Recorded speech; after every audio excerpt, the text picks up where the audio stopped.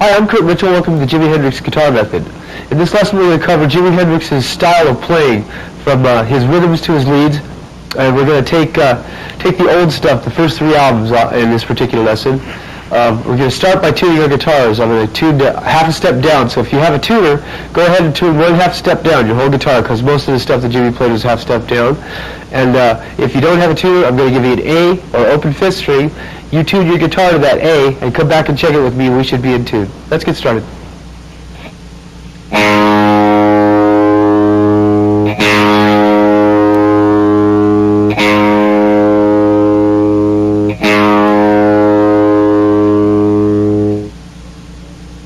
Before we get started with riff number 1, I want to talk about the guitars a little bit that we're going to be using right now. Jimi played Stratocasters almost exclusively. I've seen one picture of him with a Les Paul. The rest of the time he was playing Fender Stratocasters of the era that he was playing in the late 60s, basically, I believe. There's all kinds of talk about the way Jimi used to modify his guitars and his pedals and all that stuff. The fact is, if you play like Jimi, you'll sound like Jimi. So what we're going to do, with the exception of maybe the guitar, which Stratocasters have a unique sound. This is a reissue of a Fender Strat that hasn't been modified at all. And you'll notice it has a volume knob and 2 tone knobs and a pickup selector. Now the reason this is important is because you take the tone knobs and you can turn the tone down on the middle pickup. And when you do that, you get this sound of him doing his toggle switch thing.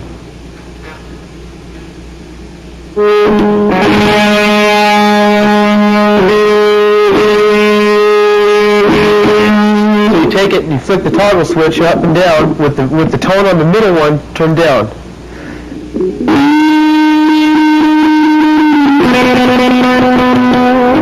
And that's how I used to get that toggle switch thing happening.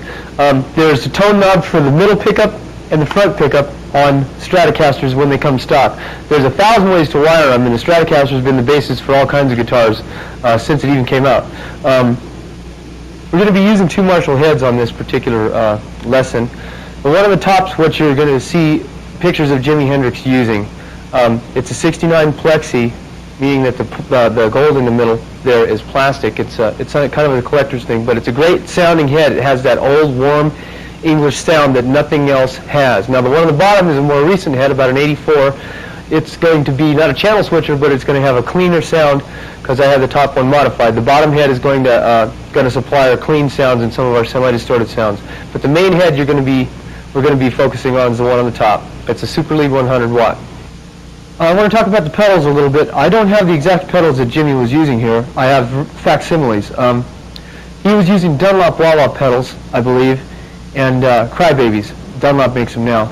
And he was using a muff fuzz distortion box. I've read in print that he was particularly fond of the muff fuzz, the Crybaby, and his Stratocasters and Marshall amps. And these are the things that he was stuck on all the time.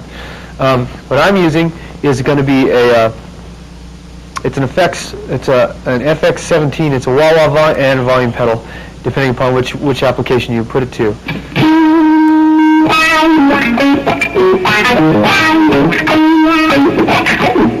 And the thing about it is you can adjust it. There's 2 screws in the end of it, and you can adjust the sweep and the length and how the pedal works. Then I'm running into a distortion box, which is giving me an extra bit of gain.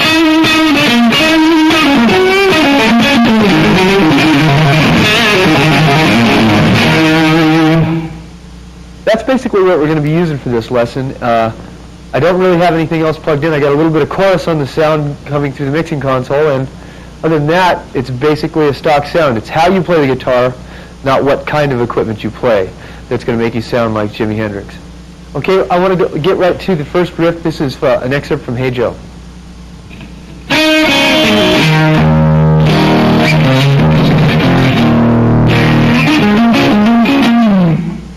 Once again.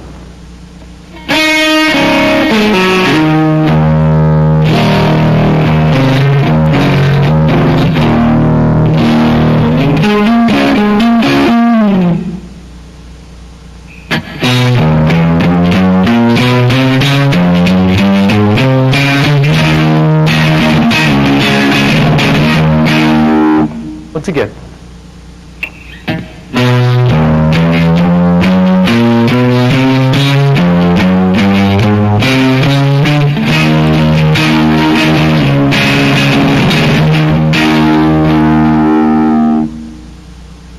Here's riff number 3.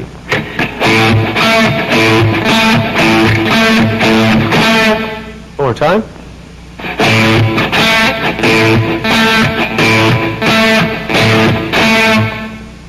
Here's riff number 4. These are both of them excerpts from Purple Haze. Riff number 4.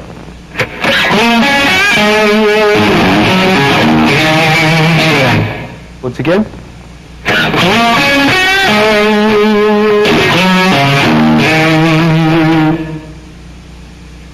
Here's riff number 5.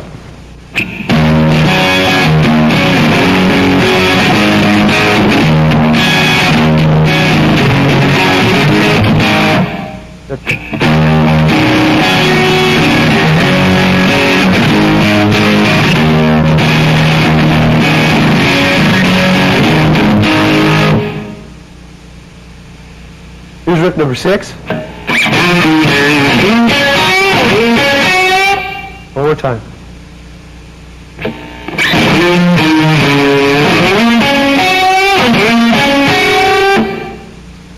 Number 7.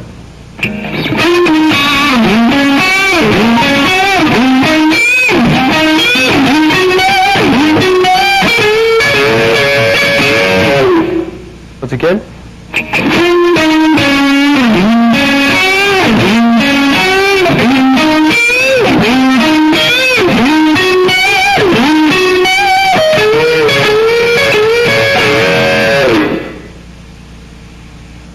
Here's riff number 8 from Wind Cries Mary.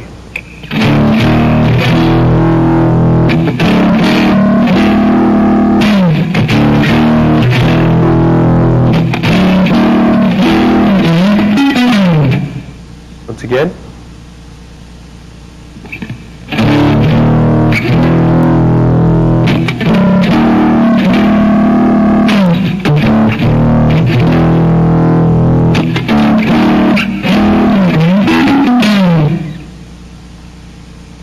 Riff number 9 from Wind Cries Mary.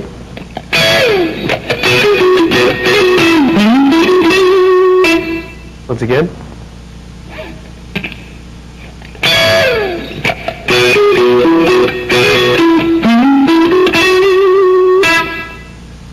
On riff number 10, this is an excerpt from Foxy Lady. There's a little bit of sustained feedback at the end of this very first note. And what's happening is, when your amplifiers are up so loud and they're right next to you, the magnets put off an electrical field that interacts with the electrical field of the pickup, and it causes it to sustain a feedback. That coupled with distortion. My cabinet's in an ISO booth right now, so I'm unable to get that sort of sustain when you're standing next to your amp and it's jacked up. If you get your amp, you crank it up and turn up the distortion, you'll get that type of effect. Let's go on. This is riff number 10.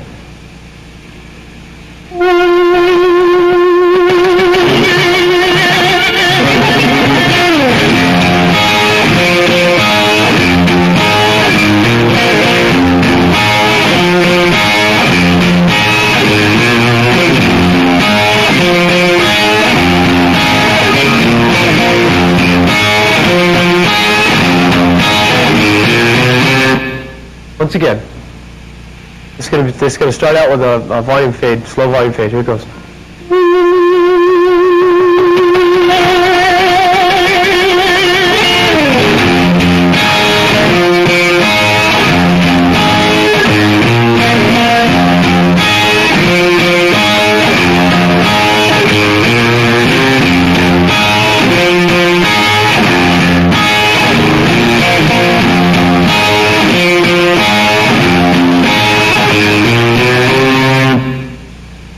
Here's section 11, A, B, C, and D.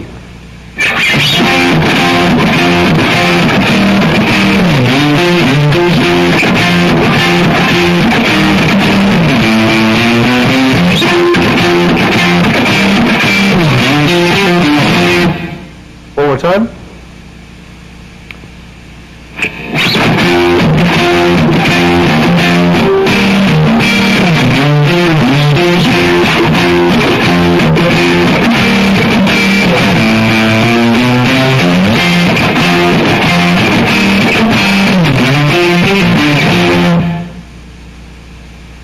Here's an excerpt from the solo. This is riff number 12.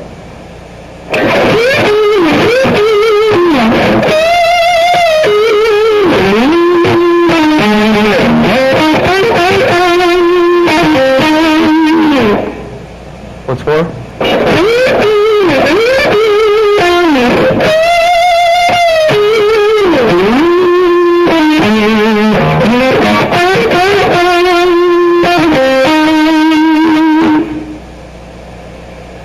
Number 13 is for manic depression.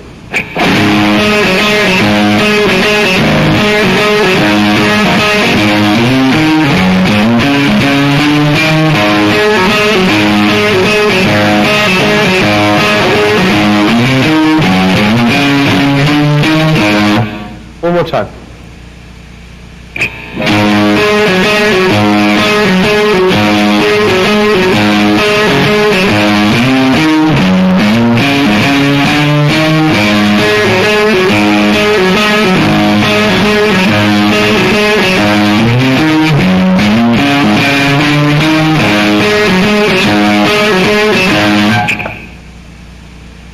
We're going to employ something here that I refer to as unison bends. In other words, I'm going to take a string with my middle finger on a note underneath it, and I'm going to bend it up to the same note. Okay? Eddie Van Halen does this a lot.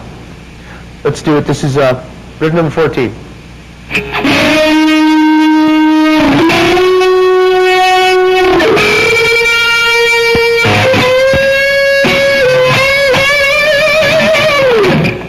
Once again.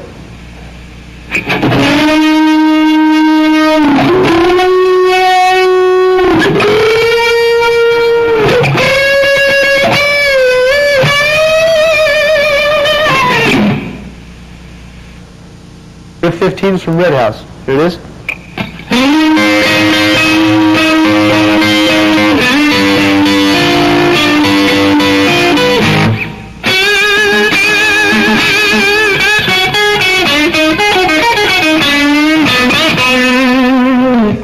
Once again.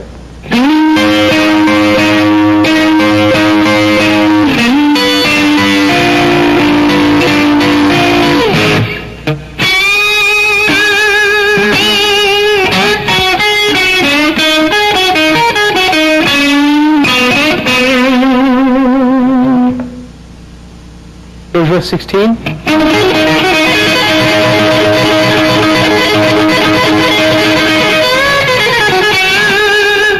Once again.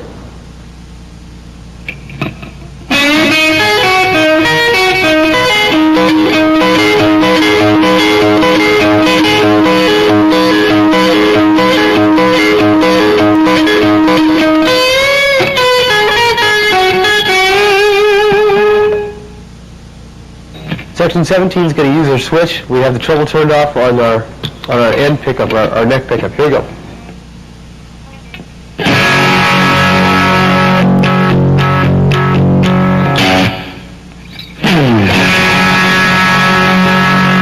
One more time.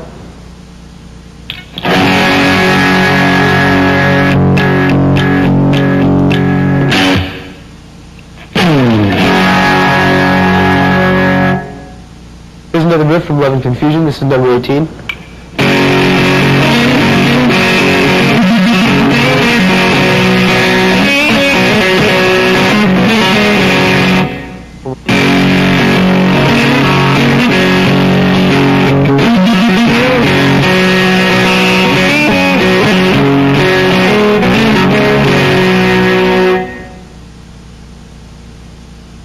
Riff number 19.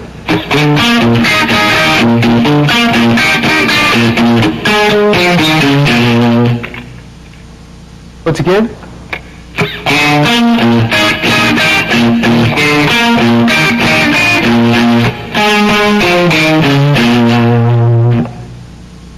I don't know that Jimmy used the slide too much, but this particular riff from May This Be Love is using the slide. It's sort of interesting thing. I'm using a steel slide because I like the weight of them. A lot of people use glass.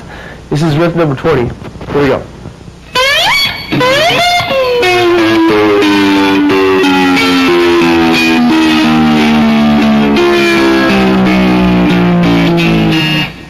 One more time. Once again.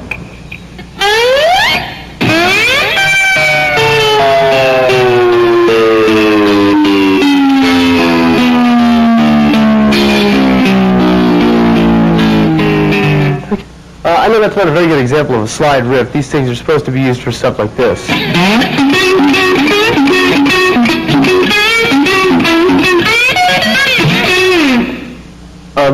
Like I said, the example that you got from that song is not the best slide example that you can get. And these things are kind of fun once you learn how to use them.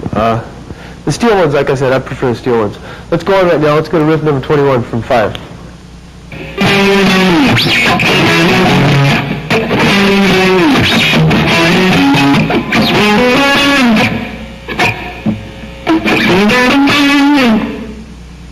Once again.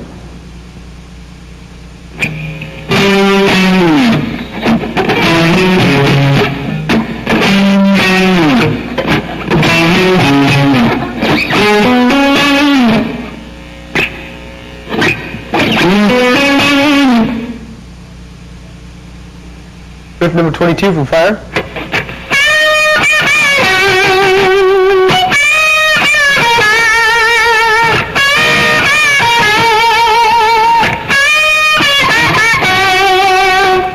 One more time.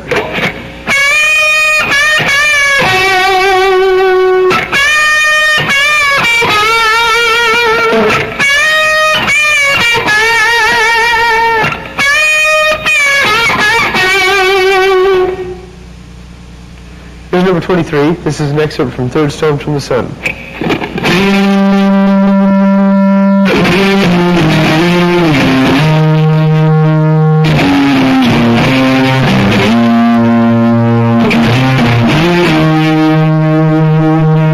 Once again.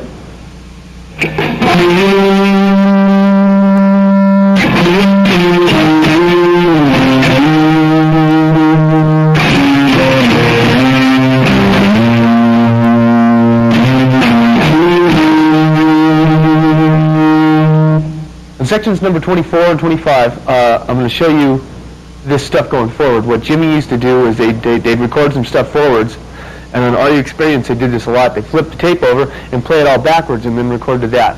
So let me show you what it sounds like going backwards, because we have a 4-track and we put some riffs on there, just me goofing around, and then flip the tape over and you can see what it sounds like. Check this out.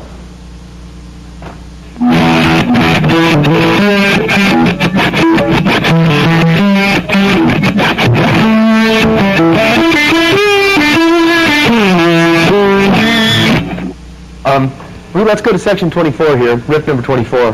The scrapes are going to be forwards because we're, of course, playing forward in time. Jimmy used to experiment with a lot of things. He used to have somebody tweaking his pedals all the time. Someone was always messing with his stuff, and he was always trying for sounds that other people couldn't achieve, coming from his imagination, and he advanced guitar playing quite a ways in doing so. So let's go to number 24. This is part of Are You Experienced?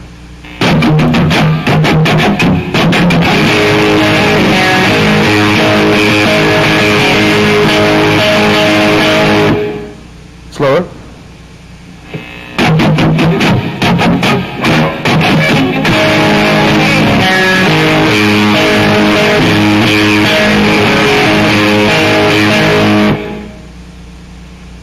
Number 25.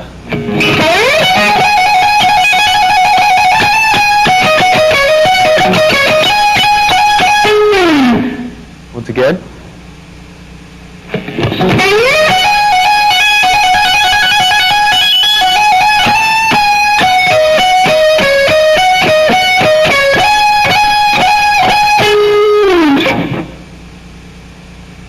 Here's number 26. This is from Up from the Skies.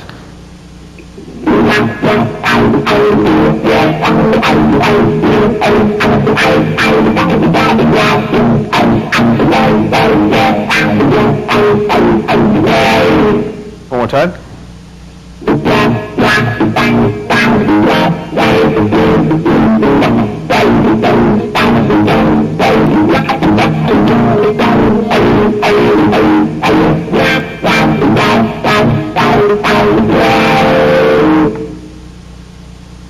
Here's number 27 from Spanish Castle Magic.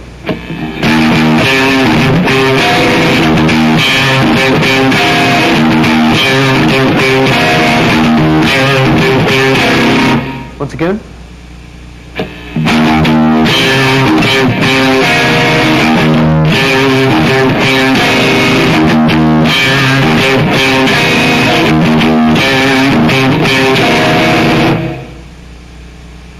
Here's number 28 from Wait Till Tomorrow.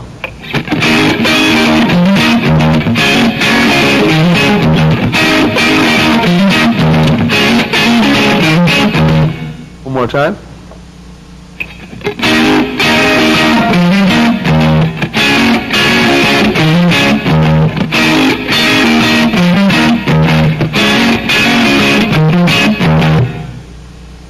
Here's number 29 from Little Wing.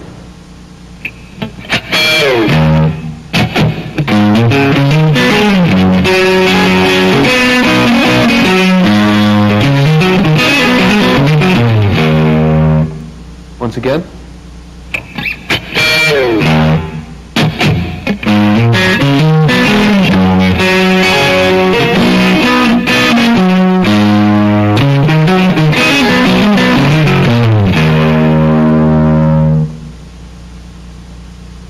Riff number 30, this is from 6 to 9.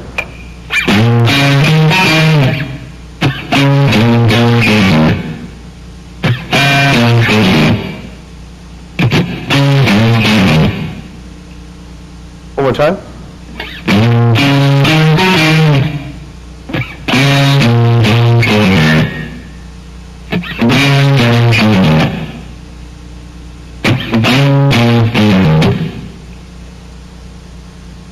Number 31 from Castles Made of Sand.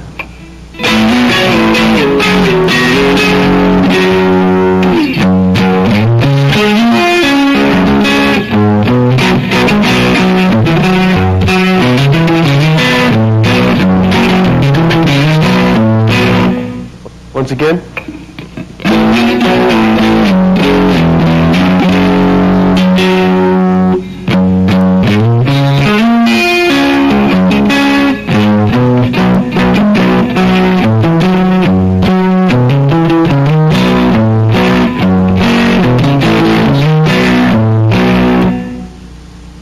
Here's number 32A, 32B, 32A, and C. This is from She's So Fine.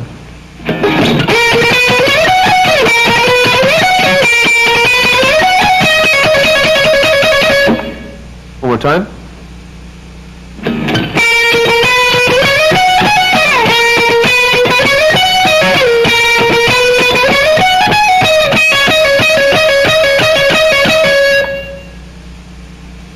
Riff number 33 from Bold as Love. One more time.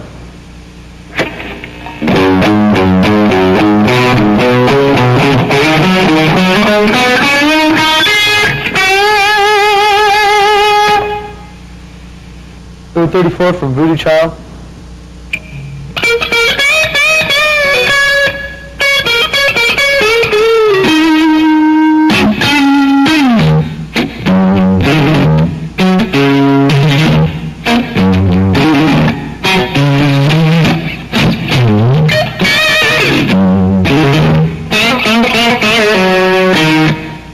One more time.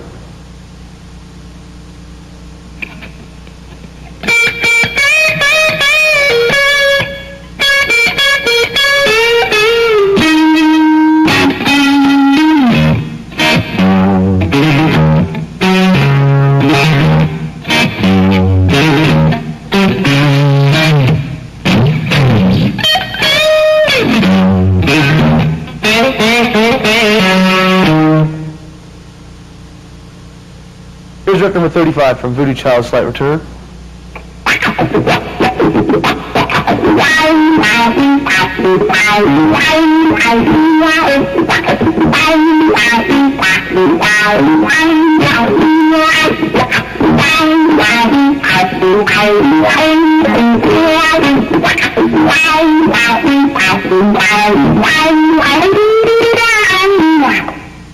Once again.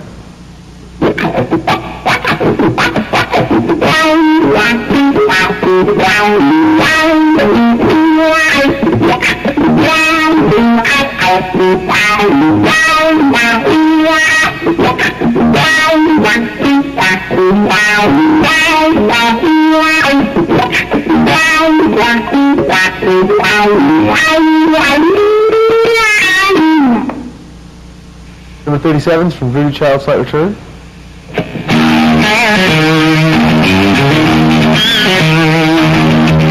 One more time.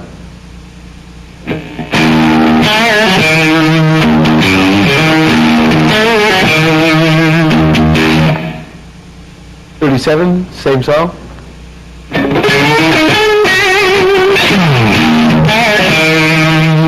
One more time.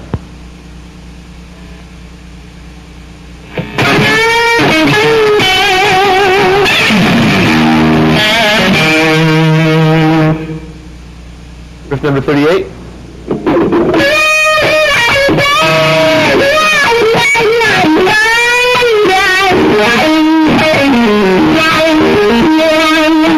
One more time.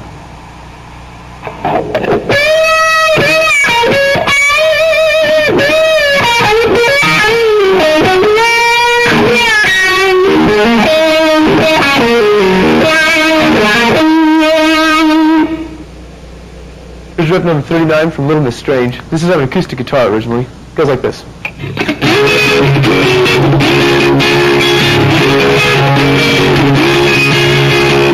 Once again.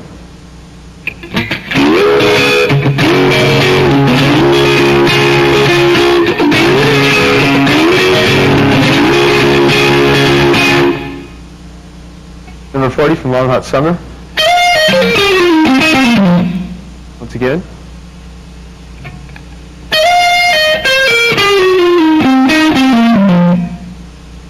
Here's riff number 41 from Gypsy Eyes. There's some pick slides going on over the top of this which have been overdubbed, and it's almost impossible to play them together. We're going to take the bass riff, okay? This is number 41.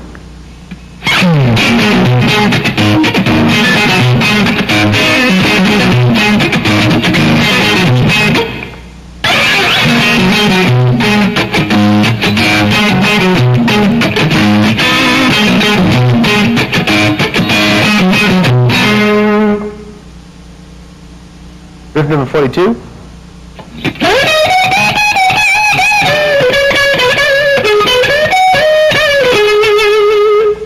One more time.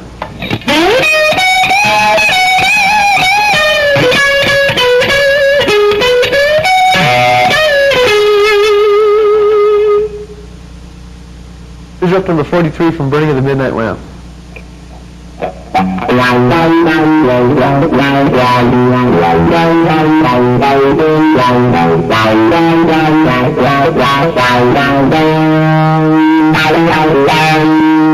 Once again.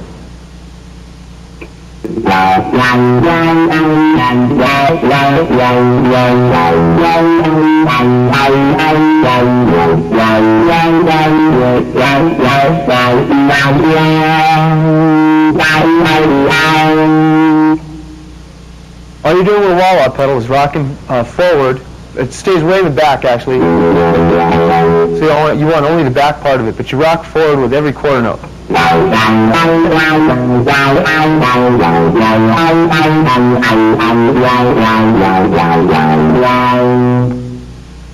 Here's riff number 44 from 1983.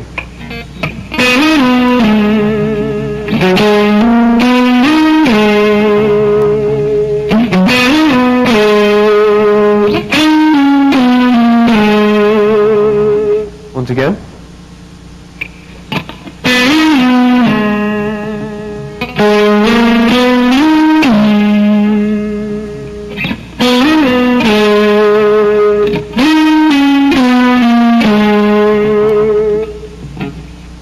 Riff number 45 from Still Raining.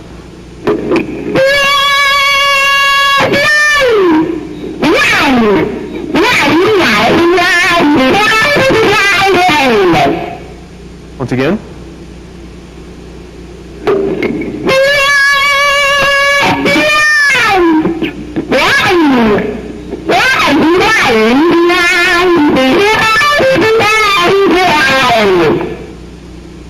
Here on riff number 46, we've inserted a flanger into our signal chain and used a delay that I have running through the mixer to put some delay on this. And this is the selection from The House is Burning Down. It's almost got it. They had a lot of compression on this sound, and it's hard to get that spinny sound, and when you stop playing, the sound beefs up like that. They did a lot of stuff in the mix down, too, on most of these songs. So let's get to number 46. This is what it sounds like without the flanger. And some delay. Here's what it sounds like with it.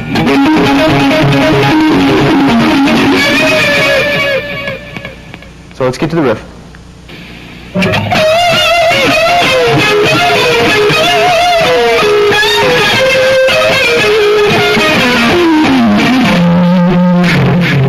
Once again.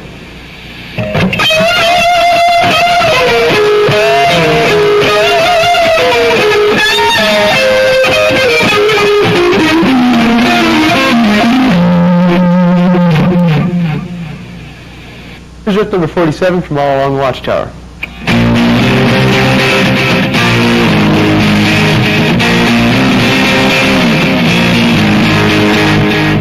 Once again.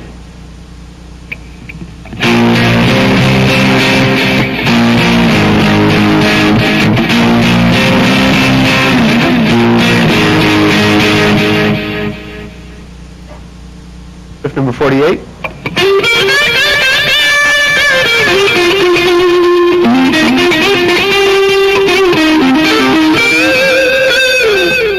Once again.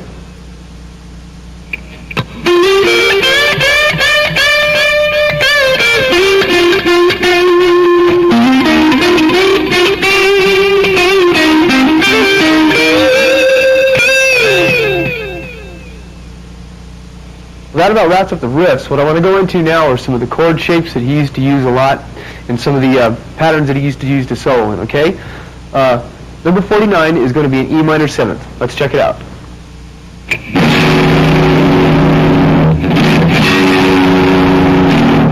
Here's an A minor 7th. It's got the same fingering, only down on the 5th fret.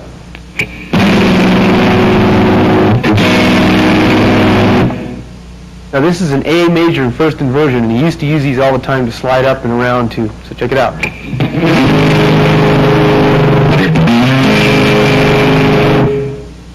Same thing, only in B.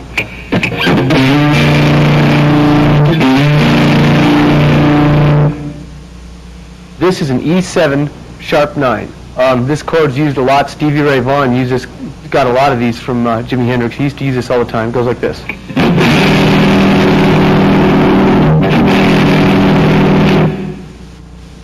Same chord, only in B.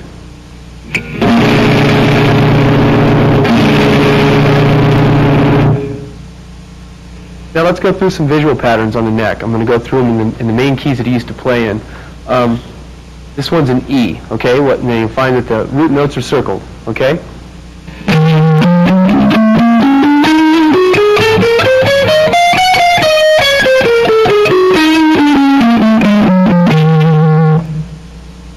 Here's another one in E, in what I would call 5th position.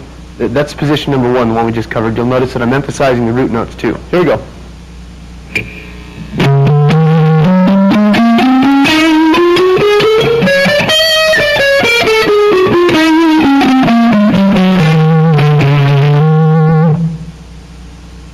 This is number 57 in E.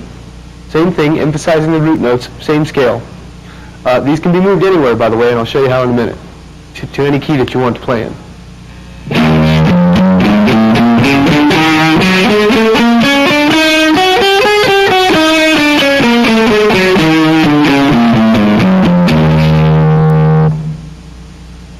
Here's number 58. Number 58 is also in E.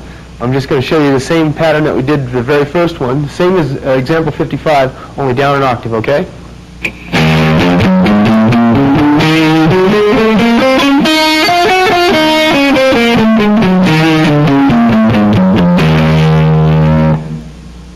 reason for me to show you that in both positions is because of these open string things.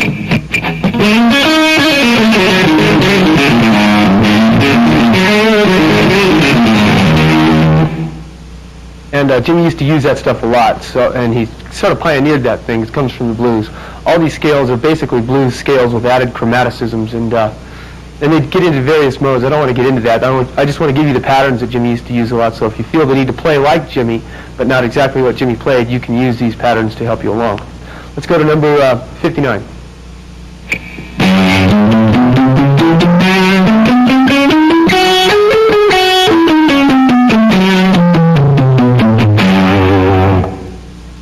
Now that was in G, the same position that I started with, and the same one I just played in E.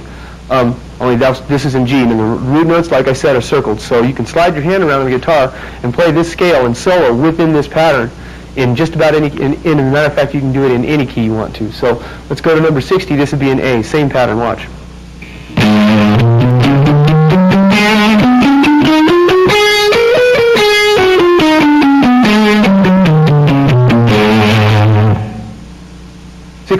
Same pattern in C.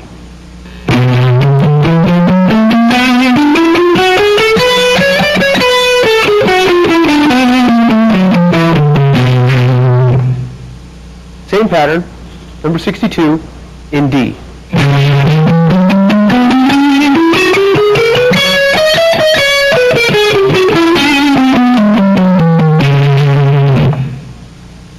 Now, of course, you can play riffs within these patterns, like, well, such as this same key that we were just in. Let's do it in D.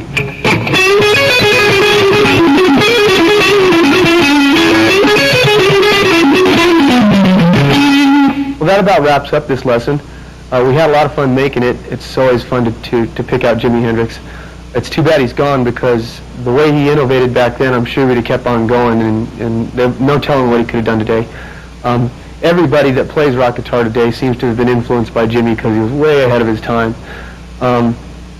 Remember that at the end of the song, there's a song that I've written that is sort of Hendrixy that you can solo over the top of. So you can take all this stuff, put it in a pile, and use it to create your own style with. Okay. So until next time, I'll see you later.